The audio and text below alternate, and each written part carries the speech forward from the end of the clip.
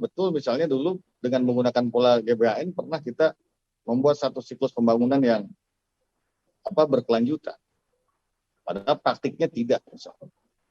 Atau yang kedua misalnya, ketika PPHN ini kemudian ditetapkan, maka konsekuensinya adalah akan juga mengurangi atau menggerus komitmen kebangsaan kita dalam rangka melaksanakan demokratisasi.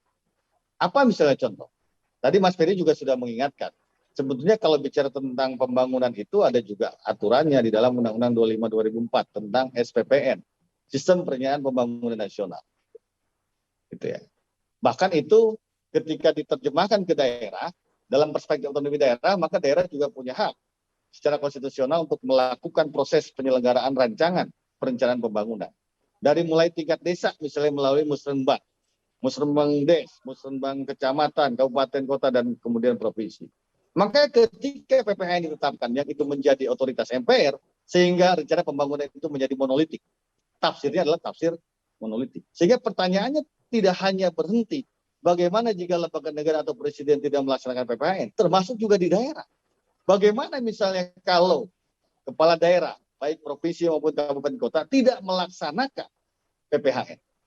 Sehingga ini juga tidak hanya terkait dengan menggerus demokratisasi yang sedang kita jalankan sebagai komitmen bersama ketika reformasi, dan juga akan berimplikasi terhadap pola hubungan yang terganggu dalam sistem atau susunan pemerintahan yang bersifat vertikal antara pusat dan daerah yang menjadi kemana-mana begitu.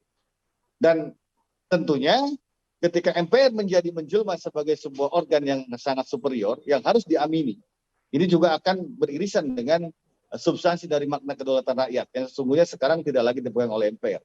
Kalau dulu ya, karena MPR yang memegang kedaulatan rakyat, maka MPR yang punya kewajiban menjalankan kedaulatan rakyat.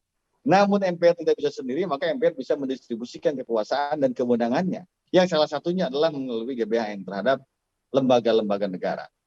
Sehingga kalau menurut saya, seperti juga apa yang dipaparkan oleh para pembicara di sebelum-sebelumnya, tidak semudah membalikan telapak tangan.